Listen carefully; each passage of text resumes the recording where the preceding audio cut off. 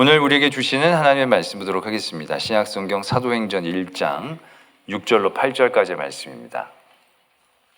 제가 가지고 있는 신약성경 167면에 있는 사도행전 1장 6절로 8절까지의 말씀, 제가 사도행전 1장 6절로부터의 말씀을 봉독 드리겠습니다. 그들이 모였을 때 예수께 여쭈어 이르되 주께서 이스라엘 나라를 회복하심이 이때니까 하니 이르시되 때와 시기는 아버지께서 자기의 권한에 두셨으니 너희가 알 바 아니요 오직 성령이 너에게 임하시면 너희가 권능을 받고 예루살렘과 온 유대와 사마리아와 땅 끝까지 이르러 내 증인이 되리라 하시니라. 아멘. 하나님의 말씀입니다. 예수님께서 부활하신 이후에 40일 동안 제자들과 함께 하시고 그 이후에 다시 하늘로 올라가십니다. 부활하신 예수 그리스도를 만난 제자들은 굉장히 기뻤을 것입니다. 엄청난 기대감에 휩싸였을 것입니다. 그런데 그런 제자들을 놓고 예수님이 승천하신다라고 할 때 제자들은 더 큰 불안과 절망감 느낄 수 있었을 것입니다. 그런 그들에게 예수님께서는 사명을 주십니다. 그래서 그 사명은 그들에게 부담이고 짐이 아니라 그들에게 은혜였고 길이었다라는 것이죠. 엘리야의 사건을 통해서 우리는 더 살펴보았죠. 엘리야가 절망에 빠지게 되죠. 엄청난 승리를 거둔 후에 그는 기대했습니다. 이제 이 나라가 회복되겠다. 이제 이 나라가 하나님께로 돌아오겠다. 모든 사람이 그 증거를 봤으니까, 비도 내렸으니까. 근데 그의 예상과는 달리 현실은 너무나도 차가웠다는 얘기죠. 이세벨이란 그 여왕은 하나도 바뀌질 않았어요.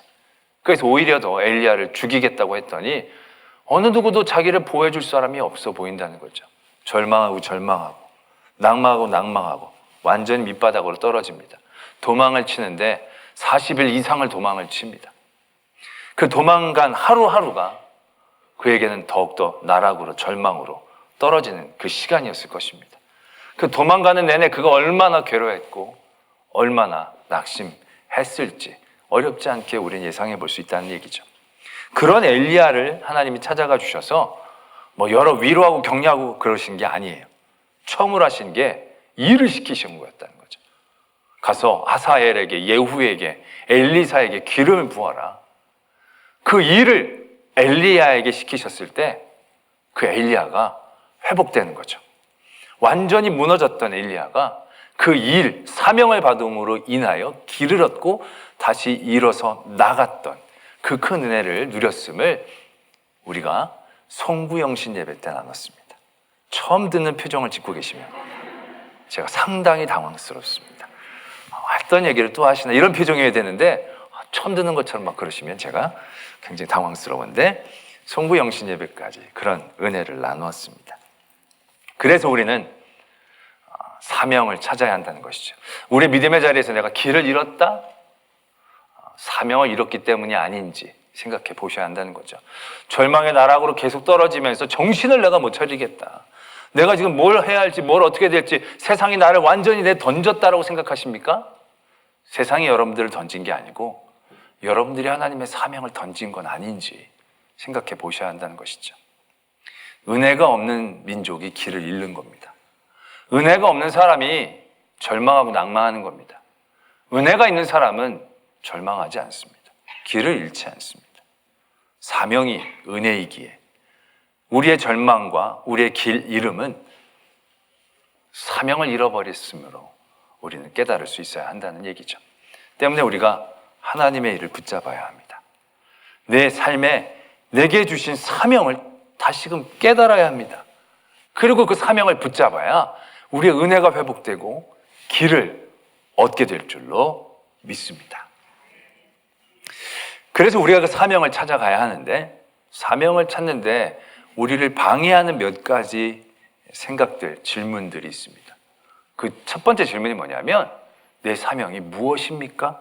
라고 묻는 질문입니다.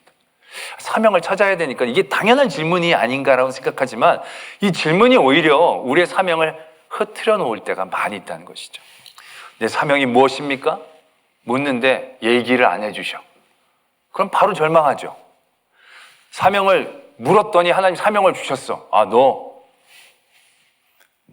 젊은이들 비전이라고 얘기하죠. 너 사명은 의사가 되는 사명이야. 내가 의사가 돼서 아픈 사람을 고치고 어려운 사람을 돕고. 근데 공부를 막 해갔는데 현실적으로 너무 멀어지는 거죠. 우리나라는 공부 못한 사람도 의사가 될 수 있는 길이 있어야 되는데 뜻만 가지고는 될 수 없는 길이 너무 많은 거죠.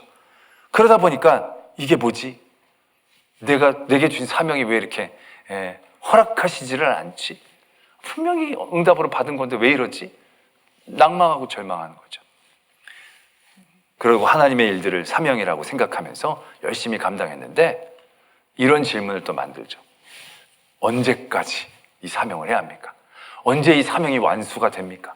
아멘으로 받았는데 이게 밑도 끝도 없이 내가 이 일을 해야 된다는 게 너무나도 힘들고 지칠 때를 만나게 되는 거죠. 이게 사명이 뭔가 이렇게 마침표가 있고 또 다른 걸로 넘어가야 되는데 이게 언제입니까? 무엇입니까? 언제입니까? 이러한 질문이 바른 하나님의 사명에 대한 은혜를 누리는데 방해가 되어지고 있다는 것을 우리는 발견할 수 있어야 한다는 것이죠. 오늘도 보면 예수님이 너희들이 이제 성령으로 세례를 받을 것이다 이렇게 말씀을 주십니다. 그때 제자들이 뭐라고 질문하냐면 어떻게 성령을 받을 수 있습니까? 어떻게 성령을 잘 누릴 수 있습니까? 뭐 이런 게 아니고요. 언제 이스라엘 나라가 회복됩니까? 언제 이스라엘 나라가 회복됩니까? 이제 뭔가 내려주신다고 다 알겠는데 근데 무엇인가가 확실해야 우리가 계획을 세우고 견디든지 말든지 참든지 할 텐데 이 언제인지를 모르니까 밑도 끝도 없이 우리가 한다니까 너무 버겁다는 거죠. 그래서 언제 이스라엘 회복 때가 이때입니까? 그 때에 대한 관심들을 질문하게 되죠. 예수님은 그런 모든 무엇이냐 언제냐에 대한 질문에 대해서 거의 대답이 똑같습니다. 그건 너희들 알 바 아니다라는 거죠. 그건 우리에게 주시는 사명의 핵심이 무엇을 이루고 언제까지 이루고 그게 아니다라는 것을 우리는 알아야 한다는 거죠. 그렇다면 하나님이 예수님이 우리에게 사명을 주실 때 그 사명의 은혜를 온전히 누리기 위해 그 은혜를 주시는 하나님의 핵심적인 마음, 하나님이 원하시는 그 중심을 우리가 잘 이해해야 한다는 거죠. 우리가 엘리야의 사건을 다시 한번 되돌아보면요. 엘리야가 3가지의 사명을 받습니다. 일을 받습니다. 3명에게 가서 기름을 붓는 일을 받습니다. 그러고 나서 바로 일어납니다. 그리고 와서 엘리사를 먼저 만나서 엘리사를 부릅니다. 그래서 엘리사가 엘리야를 따르게 되죠. 송구영신 예배 때도 말씀을 드렸지만 3가지 일을 시키셨는데 엘리야는 그 뒤로 2가지 일을 안 해요. 1가지 일만 하고는 그냥 끝내버리는 것처럼 보입니다. 그런데 1가지 일만 끝냈던 그 엘리야를 하나님이 하늘로 들려 올리세요. 이건 웬만한 사람이 전혀 경험하지 못하는 놀라운 은혜예요.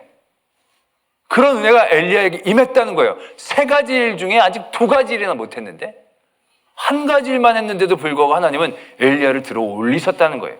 그건 하나님이 이 3가지 일을 일로 주신 게 아니라 첫 번째 일을 감당함으로 엘리야가 하나님이 원하시는 그 은혜를 온전히 누렸다라는 것을 의미할 수 있다는 거죠. 그게 바로 뭐냐는 거예요. 엘리야가 엘리사에게 기름을 붓고 엘리사를 제자로 부르고 난 다음에 그가 바뀐 게 있습니다. 그게 바뀐 게 뭐냐면 다시금 그 전처럼 선지자의 역할을 감당하게 됩니다. 아벡에 가서 쓴소리도 하고 아시아에 가서도 쓴소리도 하고 그러면서 선지자됨을 회복하는 모습들이 그 뒤에 말씀이 쭉 적혀져 있습니다. 예후에게 하사엘에게 가는 얘기는 없고요. 그 엘리야가 선지자였던 선지자됨을 회복한 모습을 계속적으로 적어주신 다음에 엘리야를 불러 올리십니다. 엘리야는 그 전에 선지자였어요. 선지자였는데 그 갈멜산의 승리 이후에 이세벨의 위협을 당하면서 이 사람이 완전히 무너졌어요. 내가 누구였는지, 무엇을 해야 하는 사람인지, 내가 무엇을 따라야 되는지 자기의 선지자됨을 완전히 상실해버린 채 밑도 끝도 없이 도망가는 그러한 신세로 전락해버린다는 거죠. 자기가 누구인지를 완전히 까먹고 두려움에 휩싸여 도망가게 바빴다라는 것입니다. 그런 엘리야에게 하나님은 일을 주세요. 일을. 그래서 엘리사에게 가서 엘리사를 부르고 엘리사를 자기를 따르게 하는 제자를 삼고 나서 엘리야가 깨닫고 회복하는 게 바로 그겁니다. 내가 선지자였구나. 내가 하나님의 선지자였구나. 내가 누구를 두려워하고 누구를 무서워하느냐. 내가 선지자됨을 잃고 있었구나. 그래서 다시 그가 선지자됨을 회복하는 모습들이 쭉 적혀져 있습니다. 그리고 나서 하나님이 엘리야를 부르셨다라는 것입니다. 바로 그겁니다. 하나님이 엘리야에게 세 가지 일을 시킨 건 이 일을 하라는 게 아니라 그 일을 함으로 너의 너됨을 회복하라 라는 은혜였다는 것이죠. 그가 망각하고 잊고 상실하고 있었던 하나님의 선지자됨이라는 그 자신의 정체성, 그것을 다시금 회복하기를 원하셨기 때문에 그에게 그러한 일을 주셨다라는 것입니다. 바로 이겁니다. 하나님이 우리에게 사명을 주신 이유는요, 뭘 하라고 주신 게 아니라는 거죠. 무엇이 되라고 주신 겁니다. 영어를 쓰자면 to do의 문제가 아니라 to be의 문제이다라는 것입니다. 그래서 오늘 예수님께서 제자들에게 사명을 주실 때 뭐라고 말씀하십니까? 너희들 가서 나를 전도해라. 나를 증언해라. 뭔가 do를 얘기하시는 게 아니라는 겁니다. 뭐라고 얘기하시느냐면 will be 증인이 되라라고 말씀하고 계신다는 거예요. 무엇을 하는 일이 중요한 게 아니라 그 일을 통하여 무엇이 되는 그 은혜를 누리는 것을 예수님께서, 하나님께서 우리에게 원하셨다라는 것입니다. 때문에 우리가 사명이라고 하면 뭘 하는 일에 막 생각을 많아요. 뭘 해야 할 것 같으니까는 뭐가 되어야 되겠죠. 뭐가 되고 나서도 뭘 하려고 하는 일에 집착하니까. 뭐 내가 어떤 전문직에 가서도 거기에 가서 여러 가지 일들을 할 수 있으니까 뭐 하는 일에 막 생각이, 우리들의 관심이 쏠릴 때가 많아요. 어떤 일들도 어디까지 해야 완성형이 돼서 세상에서 이게 딱 맞춤이 돼야 내가 거기서 멈출 수 있을까, 막 그런 생각들을 하게 되는 거죠. 그러나 우리들이 하는 일에 하나님은 어찌 보면 그렇게 큰 감동이 없으실 수 있어요. 왜? 우리가 하는 일이 많아야 얼마나 하나님 앞에 많겠습니까? 그런데 하나님은 그 일을 하면서 우리가 그렇게 되는 걸 기뻐하시는 하나님이시니까. 증인이 돼서 100명, 1000명, 10,000명, 몇 명이나 전도를 해야 하나님이 기뻐하시겠습니까? 만약 그렇다면 우리 진짜 다 사도 바울이 돼야 됩니다. 우리는 지금 여기 앉아있으면 안 되고요, 진짜 다 뿔뿔이 흩어져 있어야 되는 겁니다. 근데 하나님이 다 사도 바울이 되게 하신 거 아니거든요. 그러나 그렇다고 하지 말라는 얘기가 아닙니다. 그 모든 일들을 통해서 우리가 하나님의 사람이 되어가는, 하나님을 사랑하게 되어지는 그런 사람이 되는, 그것이 하나님이 우리에게 사명을 주시는 가장 중요한 은혜의 시작이다라는 것을 우리는 깨달아야 한다는 것입니다. 때문에 우리는 일에 대한 부담감이나 어떤 일을 해야 되는 게 목적이 아니어야 된다는 거죠. 그 일들을 해나가는 오늘 하루하루의 삶. 그래서 우리의 질문은 what이나 when이 아니라 how가 되어져야 한다는 것이죠. 그러한 삶이 쌓이지 않으면 우리의 삶은 온전히 사명의 은혜를 누리고 그 사명을 제대로 할 수 있는 그런 자리에 서지 못하게 된다는 것을 깨달아야 한다는 것입니다. 사사기에 보면 제일 마지막에 적혀있는 사사가 누구냐면 삼손입니다. 삼손은 거의 모르는 사람이 없을 겁니다. 세상 사람들도 삼손은 다 알 겁니다. 왜요? 삼손은 다른 여러 사도와 사사들과는 약간 결이 달라요. 다른 사사들은요, 하나님 앞에 바르게 잘 살고 있다가 하나님이 그를 부르셔서 그 일들을 감당케 해주세요. 삼손은요, 이 사람은 태어날 때부터 사사였어요. 말하자면 태어날 때부터 나시린으로 하나님께서 그 아이를 갖지 못하는 마노아 부부에게 그 아이를 허락하시고 이렇게 기르라고 이미 예정하신 거예요. 그래서 다른 사사들은요, 자기들이 갖고 있는 어떤 특별한 아주 특출난 능력이라는 게 별로 없어요. 그런데 삼손은 완전히 요즘 말하는 그런 히어로 같은, 슈퍼 히어로 같은 힘을 갖고 있었어요. 뭐 웬만한 건 다 끊어버리고, 뭐 낙타, 턱뼈로 뭐 수천 명, 뭐 성문을 막 들어 뽑고 막 진짜 막 확확 날아다니는 그런 자기의 고유의 힘을 가지고 있는 사사였다는 거죠. 굉장한 은혜를 받은 사사입니다. 그래서 그의 사사의 사역의 방법도 특별해요. 이 사람은요, 그냥 막 사는 것 같아 보여요. 다른 사사들은요, 그러한 삶의 자리에서 여러 그 지역들을 잘 돌보고 정복했던 정복인들을 다 쫓아내서 잘 말하자면 자유를 얻게 하고. 근데 솔직히 삼손 때는요, 이 블레셋에서 완전히 벗어났다고 얘기할 수도 없어요. 늘 블레셋에게 짓눌려 있는 상황이 계속돼요. 그런데 이 삼손만 가서 블레셋을 때려잡고 돌아오고 때려잡고 돌아오고, 그리고 그의 삶에 들어갔다 나왔다, 그 지역에 들어갔다 나왔다. 그러니까 이 사람이 힘은 얻고 하나님의 큰 사명은 갖고 있는데 그 삶이 막 살게 되어진다는 거예요. 처음에는 블레셋 여인과 결혼하는 건 하나님의 계획이 있었어요. 근데 나중에 그 드릴라라는 여인을 사랑하는 건 계획이 없었어요. 하나님의 섭리가 아니야. 그렇게 막 살다가 그 하루하루 사사됨으로 살아가는 그 하루하루를 삼손은 내려놓기 시작했다는 거죠. 자기 능력만, 자기의 힘만 믿고 과감하게 거기를 들어간 거죠. 자기는 지킬 줄 알았다는 얘기죠. 누가 내 힘을 뺏을 사람은 아무도 없는데 누가 뺏은 게 아니죠. 그의 하루하루의 삶이 무너지니까 그에게 주어진 하나님의 사명도 무너진다는 거죠. 그의 힘도 쓸모없게 되어진다는 거죠. 그리고 그가 지킬 수 있었던, 자기만 얘기 안 하면 지키니까 뭘 두려울 게 있었어요. 그런데 결국 자기 자신을 자기가 지키지 못하는 거예요. 데릴라가 계속 애원하니까 말해버리고 그 능력을 빼앗겨버리는 그러한 사사를 우리는 기억한다는 것이죠. 뭔가 특별한 일을 할 수 있고 해낸 사람이었지만 그 하루의 삶이 사사됨으로 살아가지 못했을 때 그의 삶은 정말 안타까운 삶이 되어진 거죠. 사사기는요, 그 뒤로부터 그런 얘기가 쭉 적혀집니다. 그 다음에는 단지파의 제사장에 대한 얘기가 나와요. 미가라는 사람이 어떤 한 가정의 제사장이었는데 단지파가 이주를 하면서 딱 갔더니 제사장이 있는 거예요. 너 한 집안의 제사장이 될래? 이 부족의 제사장이 될래? 거의 반위협하듯이 그를 끌고 가버려요. 그들에겐 그냥 제사장만 있으면 된다고 생각했다는 거예요. 근데 제사장이 중요한 게 아니죠. 그 제사장을 세우고 그 제사장을 섬기는 모든 과정이 정말로 하나님의 백성됨을 지켜야 되는데 그 본분을 잃어버리고 그냥 제사장만 부적처럼 끌고 가는 그들의 모습들. 그 다음에는 베냐민 지파와 11지파의 전쟁의 얘기가 나오죠. 다 나름대로 자기의 정의를 얘기합니다. 다 나름대로 하나님의 의를 생각합니다. 그런데 그들이 얘기하는 의는 의가 아니었어요. 왜? 그들의 삶은 하나님의 백성의 삶이 아니었거든요. 자기 멋대로 사는 삶이었는데 그냥 자기 좋을 때만, 말할 때만 명분 삼아서 하나님의 일이라는 이 사명이라는 이 얘기하면서 그 민족이 더 나락으로 빠지는 그런 사건들이 적혀지는 것을 발견하게 된다는 거죠. 바로 그겁니다. 사명은 결과가 아닙니다.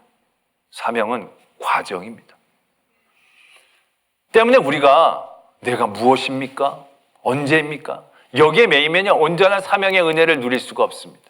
물론 그러한 목표도 우리에게 설정되어 있어야 하겠지만 그것보다도 더 중요한 건 그런 모든 과정 가운데에서 우리가 어떻게 임하냐는 거예요. 우리는 억압된 사람을 돕고 나라를 복되게 하고 사람들을 잘 섬기기 위해 난 대통령이 되겠습니다.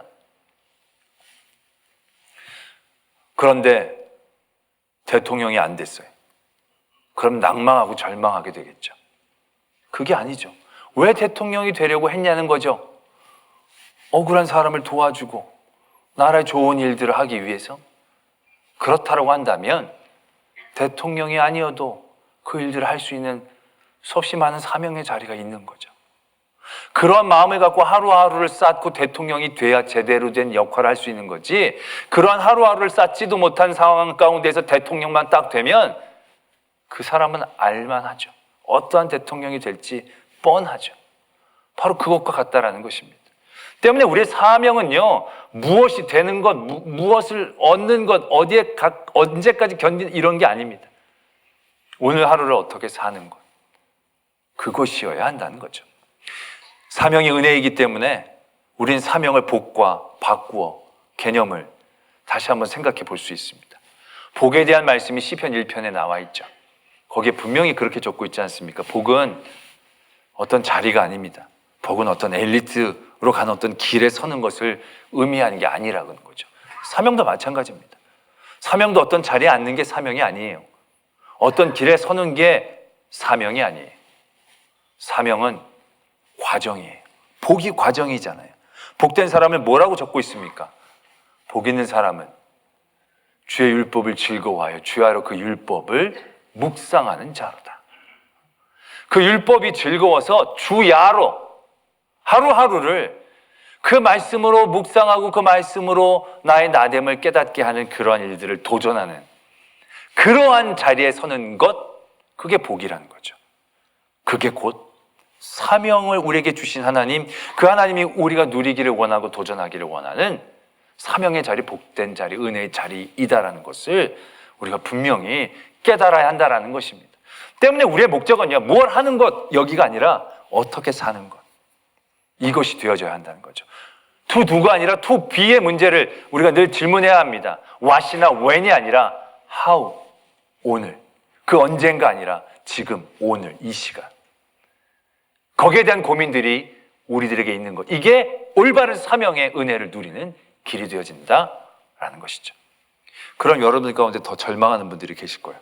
야, 송구영신 예배 때는 사명 찾으라 그래가지고 내 삶의 자리에서 하나님의 일 하라 그래서 하나님의 일 하나를 찾고 그걸 이제 결심을 했는데, 뭐 교회에서 무슨 봉사를 하든지 아니면 내가 누구를 섬기든지 이걸 내가 내 일이 아니라 하나님의 일로 해야겠다 딱 작정하고 이제 오늘 왔더니 어라? 일이 하나 하는 게 아니네. 모든 일을 다 그렇게 하라라는 얘기네. 대단한 큰 부담으로 우리에게 다가올 수 있다는 것이죠. 일은 어떻게 하나만 해버리고 나면 끝이에요. 나머지는 그냥 안 해도 되고 쉬어도 되는 건데, 투비의 문제는 늘 그렇게 돼야 하니까 늘 그렇게 생각하고 늘 깨닫고 이게 또 갑자기 손이 막막해지고 사명이 어려워지려고 그러네? 그런 생각하시는 분들이 계실 겁니다. 아무 생각이 없으시죠? 그런 생각이 드실 겁니다. 네, 드실 거예요. 네. 그러나 투비는 무엇이 되는 사명은 우리에게 은혜입니다. 은혜. 우리가 엄마가 되는 걸 한번 생각해 보시죠. 엄마가 되는 것. 엄마가 되는 게 일이라면 참 쉽지 않은 일이죠. 그리고 그것이 일이라면 얼마나 잘해야 엄마 됐다라고 얘기할 수 있을까요? 아이들을 얼마나 잘 키워야 진짜 엄마, 좋은 엄마네? 라는 얘기를 들을 수 있을까요? 쉽지 않을 겁니다. 정말 애를 완벽하게 잘 교육시키고 약간 좀 반듯하게 좋은 엘리트로 뭐 여러 가지 다 돕고 성격도 좋고 능력, 이런 애를 만들어야 한다는 어떤 부담감들이 생기니까 굉장히 쉽지 않은 일이 될 겁니다. 아마 그러면 엄마 아무도 하기 어려울 것입니다. 근데 엄마가 된다는 게 그런 게 아니잖아요. 완벽하게 일들을 해내는 것이 엄마가 되는 게 아닙니다. 엄마는 그냥 되면 되는 거죠. 애를 낳으면 그냥 엄마가 되는 겁니다. 낳아본 사람은 없어요. 물론 둘째, 셋째는 낳아본 사람이 있겠지만 처음 엄마가 되는 건 다 처음 해보는 일들이에요. 아니, 어쩌면 둘째도 마찬가지예요. 다들 둘째는 다 처음 낳아본 거잖아요. 둘째를 전에 낳아본 사람은 그게 셋째가 되기 때문에 둘째를 낳아본 적이 없어요. 셋째도 마찬가지입니다. 다 처음 나온 처음 관계 가운데서 다 부족해요, 엄마들은. 그래서 엄마들은 보면요, 다 애들한테 미안해해요. 왜? 늘 부족한 것 같으니까. 애를 너무 잘 먹여서 뚱뚱하면 애가 나 때문에 뚱뚱해질까 봐 미안하고 부족하다고 생각하는 거야. 마르면 내가 못 먹였냐, 그게 또 마음에 걸리고, 키가 막 크면 만족하지 않고 더 클 수 있는 애를 내가 요만큼밖에 못 키웠나 생각하고, 키가 안 크면 내가 덜 먹였나, 내 유전자 때문에 막 이러면서 막 늘 부족하다고 생각을 해요, 그 엄마는. 그래서 그 엄마가 부족해서 애들이 그 엄마를 싫어하고 부족하다고 얘기하느냐? 그건 아니에요. 엄마는 그냥 그 자리에 있으면 엄마가 돼요, 솔직히. 그 자리를 떠나지만 않으면 되는 거예요. 부족한 부분은 눈물로, 부족한 부분은 사랑으로, 부족한 부분은 위로로, 부족한 부분은 자기 희생으로 그 부분을 채우면서 엄마가 되어가는 거죠. 하나님의 사람이 되어진다는 것, 사명으로 그 사명자가 되어진다는 것, 증인이 되어진다는 것, 완벽을 의미하는 게 아니에요. 우리 교회도 항존 직분자들을 이제 임직할 때 조건 중에 전도가 있어요. 장로님들은 5분 이상, 권사님, 안수 집사님들은 3분, 어쩔 땐 2분 이상씩 꼭 전도하라고 조건이 있어요. 그 조건을 왜 거느냐? 교회가 교인 많이 데리고 오게 하려고 그런 거 아니에요. 교회가 그걸 채우지 못하면 그 사람 안 세우려고 그런 조건을 내세우는 게 아니에요. 솔직히 그거 채우지 못하고 임직받은 분들 적지 않아요. 그렇지 않아요? 제가 부임하고 나서 전도 할당하지 못해서 임직 못 받은 분들이 있으면 손 들어보세요. 나 여기 사임할게 내가. 없어요. 다 그냥. 왜? 전도를 하라고 한 게 몇 명 안 채워놓으면 능력이 없어서 잘라버리려고 그런 게 아니에요. 넌 능력이 미달이라는 걸 알기 위해서 그런 게 아니에요. 전도를 하면서 그런 얘기들을 막 해요. 목사 미치겠습니다. 이 전도가 너무너무 어려워요. 안 하려다 하려니까 너무 어렵고, 어떤 사람이 위해서 기도를 하는데 이 사람이 올랑말랑 하니까 정말 미치겠어요. 이거 좀 깎아주시면 안 되겠냐고 막 저한테 얘기를 해요. 그러면요, 제가 너무 기뻐요. 제가 성도들을 괴롭히는 데 기쁨을 누리는 게 아니라 그 안에 증인 되어짐이 시작되는 거니까. 전도를 하고 못하고의 문제가 아니라 전도를 하려는 도전을 통하여 그 안에 하나님의 증인 되어짐이 쌓여져 가니까. 그게 성숙이고 그게 은혜니까. 그러한 일들을 경험하고자 그런 일들을 부탁하는 것이거든요.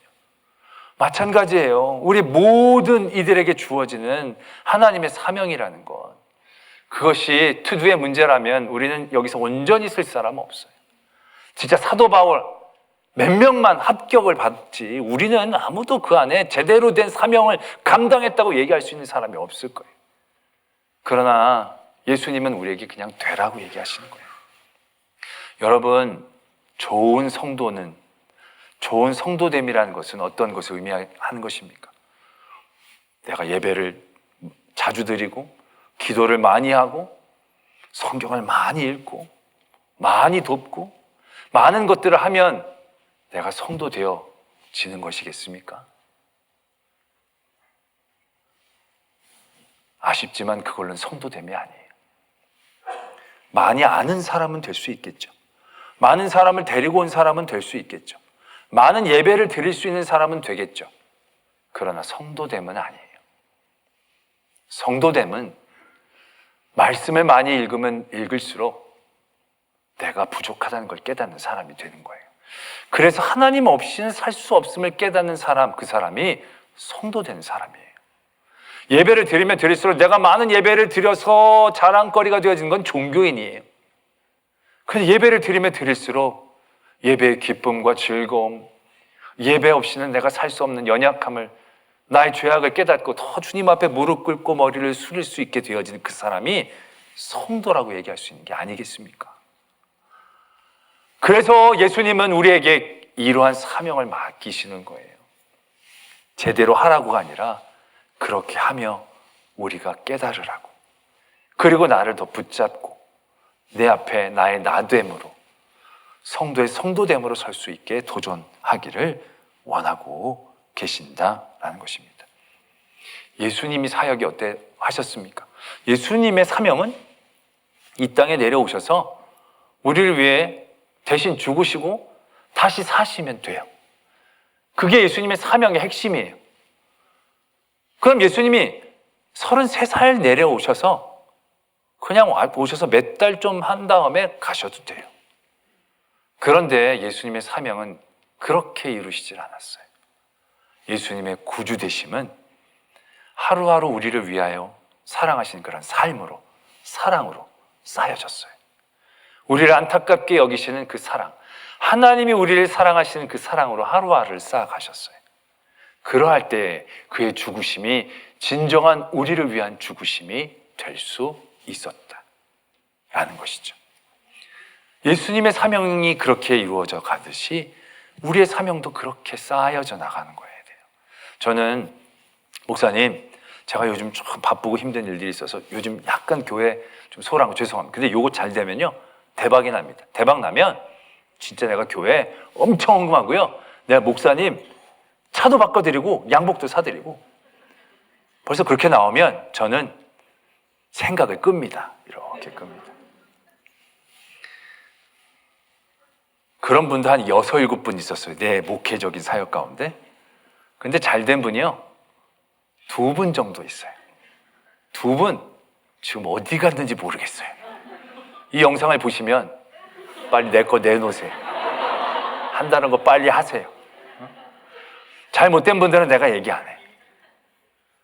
내가 때가 되면, 이때가 되면 절대로 못합니다. 지금 하지 않으면 나중에 하지 못합니다. 지금 내가 그렇게 되지 못하면 나중에 해도 은혜가 아닙니다. 사명은 그런 것이거든요. 지금 오늘 내가 하나님의 삶을 어떻게 살아가야 할지, 그걸 도전하고 고민할 때 그 하루가 쌓이고 그 하루가 쌓였을 때 우리가 증인이 되는 겁니다. 하나님의 자녀가 되는 거고 성도가 되는 거고, 그 됨을 통하여 하나님이 우리를 사용하셔서 역사를 이루신다는 것입니다. 오늘 우리에게 주신 이 귀한 사명이라는 은혜를 온전히 누릴 수 있는 성도님들 되기를 소망합니다. 사명은 오늘 이 시간부터 여러분들의 삶의 자리에서부터 고민하고 질문하고 도전하실 때, 그럴 때 온전한 은혜를 누리고 하나님의 역사를 경험하는 사명자 될 줄로 믿습니다. 우리 말씀을 생각하며 함께 기도하기를 원합니다. 나에게 주신 사명 너무 멀리 생각했고, 또 그 사명 때문에 절망하고 시험 들었던 저희들의 어리석음을 깨닫습니다. 사명은 일이 아니고 나의 나됨임을 깨닫습니다. 하루하루 그러한 사람으로 내가 쌓여져 나갈 수 있도록, 그러한 삶, 능력도 많이 부족하고 못하지만 거기에서 하나님을 붙잡고 나아갈 때 그렇게 되어지는 은혜를 누리게 주시옵소서. 그럴 때에 나도 모르게 어느 순간 나는 성도가 되어지고 자녀가 되어지고 제자가 되어지고, 그래서 하나님 앞에 쓰임받고 나를 통한 하나님의 역사를 보게 하여 주시옵소서. 그러한 기도의 제목으로 이 시간 하나님 앞에 기도 드리겠습니다.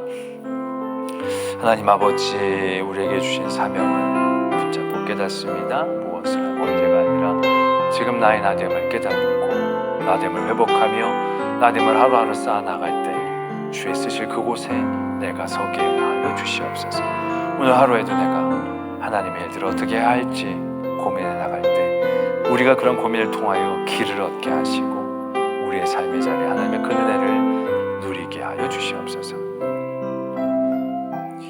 언제입니까? 무엇입니까? 그것 때문에 우리는 오히려 절망하고 낙심하며 길을 잃을 때가 있습니다.